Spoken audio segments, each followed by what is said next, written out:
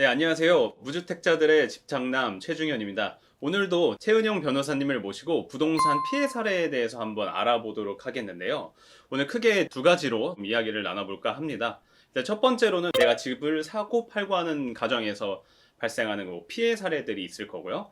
또 그리고 집을 사기 전에 우리가 임대차 계약서를 쓰는 경우죠. 예를 들어서 월세를 들어간다든가 전세 계약을 한다든가 이런 부분에서 이제 보증금을 돌려받지 못하는 부분, 뭐 이런 것들에 대한 피해 사례들이 사실상 되게 많아요. 그래서 그런 부분들을 확인을 해보고 우리가 어떻게 예방할 수 있는지 이런 부분들을 짚어보도록 하겠습니다. 자, 그러면 이제 첫 번째로 전세 계약서를 쓰거나 월세 계약을 쓸 때 이제 좀 피해 사례가 좀 있을 텐데요. 자, 일단 첫 번째로는 전세금을 돌려받지 못하는 경우예요. 전세금을 돌려받지 못하는 경우가 좀 여러 가지가 있는데, 네. 예를 들어서 2년 전에 계약을 했는데 전세금이 2억이었다.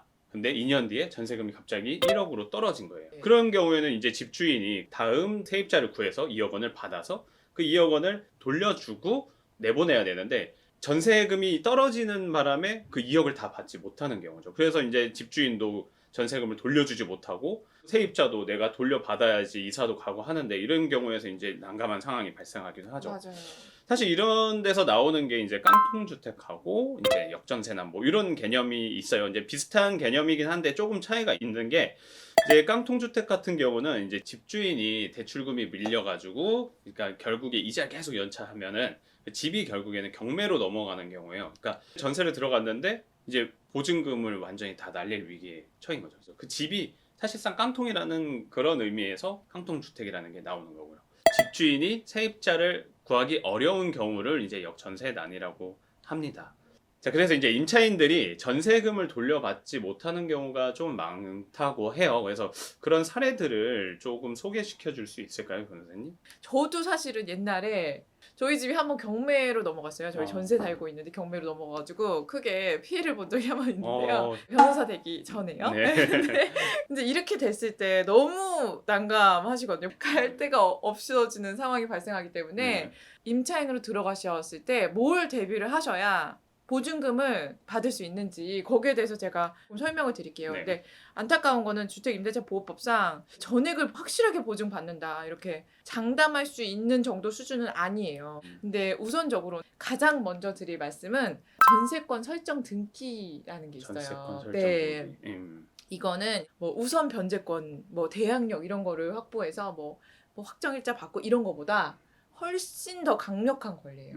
처음에 집에 들어가실 때 집주인한테 전세권 설정 등기 해주세요 이렇게 말씀을 네. 하셔야 돼요. 왜냐면 집주인 동의가 있고 그래서 부동산 등기부에 전세권 설정 등기라는 거를 쳐야 되거든요. 네. 근데 이 전세권 설정 등기가 왜 중요하냐면 이 집이 어떻게 되건 계약 기간 2년 아무도 나를 못 건드려 이렇게 권리 행사를 할 수 있는 굉장히 강력한 권리거든요. 이거 법적으로 물권적 권리라고 하는데 네, 거의 소유권에 준하는 권리예요. 그래서 계약 기간 동안 확실하게 보장을 받으실 수가 있어요. 근데 이거 안 해주는 경우가 또 많아요. 집주인이 싫다. 나는 내 부동산에 그런 거 하는 거 싫다. 이렇게 얘기해서 그렇죠. 네, 안 해주는 경우가 많아서 보통 이제 임대차 계약서 체결하고 이제 집에 들어가시면 가장 먼저 어떻게 하셔야 되냐? 집에 들어가면 이제 집을 인도를 받은 거잖아요. 예, 이제 예. 점유를 하는 거기 때문에 네. 일단 집에 들어가셔야 되고요. 네. 제 이름만 걸어놓고 안 살았다. 그러면 안 돼요. 음. 그러면 그 권리 행사가 안 돼요. 그러니까 그 집에서 진짜 들어가서 사시고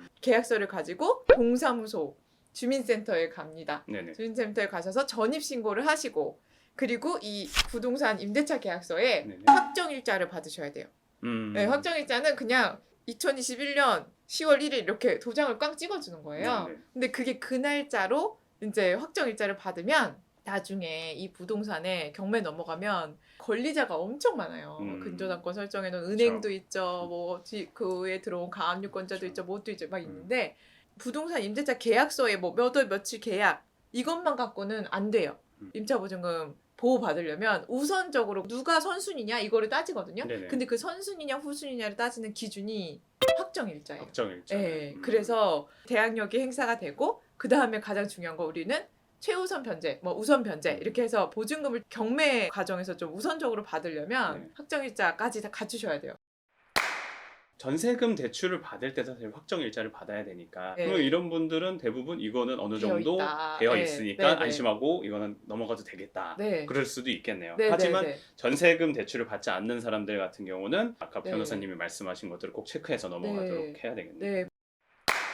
이제 만약에 네. 이 집에 들어갈 때 이 집에 근저당권이 설정돼 있었어요. 이제 집이 뭐 요즘 비싸잖아요. 10억 넘어가니까. 그렇죠. 그래서 집주인도 이제 대출이 껴 있으니까 근저당이 네. 설정돼 있단 말이에요. 그러면 그 이후에 제가 그 집에 들어가서 살게 되는 거잖아요. 네. 우리는 근저당권이 훨씬 더 선순위고 후순위로 우리가 대항력과 그다음에 확정일자를 받게 돼요. 네네. 근데 이제 이렇게 살다가 이제 은행 대출을 집주인이 안 갚거나 집값이 뚝뚝 떨어져가지고 대출이 막 감당이 안 되고 그리고 막 팔고 싶은데 팔리지도 않고 집값 막 떨어지면 안 팔리잖아요. 그래서 은행에서 경매를 넣어요. 네네. 경매를 넣어서 이 경매 절차로 이게 넘어가면 집을 팔아서 은행한테도 돈을 줘야 되고 네네. 보증금도 우리는 받아가야 되고 네네. 네, 그런 상황이 발생을 하거든요. 근데 선순위 근저당권이 설정돼 있어도 우리가 먼저 우선해서 돈을 받을 수 있는 방법이 최우선 변제권이라는 게 있거든요. 네네. 근데 이거는 소액 임차인한테만 적용되는 거예요. 서울만 기준으로 보면 전세 보증금 1억 5천 1억 이하여야 5천이야. 돼요. 네. 네. 그리고 최우선 변제권 행사하셔도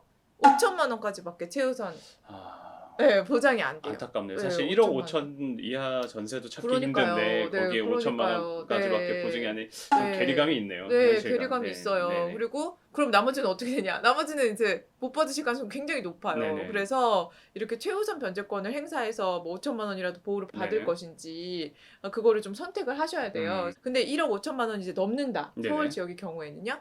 1억 5천만 원이 넘는다. 그러면은 최우선 변제권이라는 건 행사가 전혀 안 되고요. 선순위 근저당권자가 이제 경매에 넘겨버리면 선순위권자 가져간 다음에 남는 게 있어야 보증금을 또 받아가는 것이고 그 다음에 이 집을 경락받은 사람이 있잖아요. 네네. 그 사람한테 또 대항을 못해요. 그래서 그냥 나가야 되는. 아니 이럴 거면 뭐 확정일자 왜 받으라 그러냐, 전입신고 왜 하라 그러냐, 이게 무슨 대항력이냐 그런 소리가 나오잖아요. 네. 그렇죠? 근데 먼저 근저당권 설정돼 있는 부동산에 후순위로 들어가셨으면은 경락인한테 대항도 안 되고 남는 게 있으면 보증금 좀 받는 거고 그게 아니면은 그냥 나가셔야 되는 경우가 발생을 한다. 그렇죠. 네, 그거를 기억을 해두시는 게 좋을 것 같아요. 그렇죠. 경매가 아니고 다른 절차면 임차인을 방해하는 어떤 요소가 생겼을 때 네. 대항력이 있으면 그 보호받을 수 있는 가능성이 높기 때문에 전입신고나 네. 확정일자는 반드시 반드시. 좀 받아두시자. 예. 저희가 처음에 나눴던 그 네. 등기부 등본 떼는 네네. 방법. 네, 맞아요. 거기에 보면은 네, 이제 네네. 등기 설정이 되어 있는 거죠. 네네네. 전세금 얼마, 네, 뭐, 을구에. 예, 네네. 거기에 이제 내 이름도 써 있고, 네, 그렇죠. 금액 네네. 언제금 네. 이렇게 들어가는 거. 등기를 떼보면 거기까지 확인할 수가 있으니까 네, 첫 번째 편을 확인하면 또 등기를 뗄 수 있고 이런 것들을 확인할 수 있는 네, 절차도 있습니다. 네, 네, 한번 짚고 넘어가려고. 네. 집주인이 이제 보증금을 돌려주지 못한 거는 네네.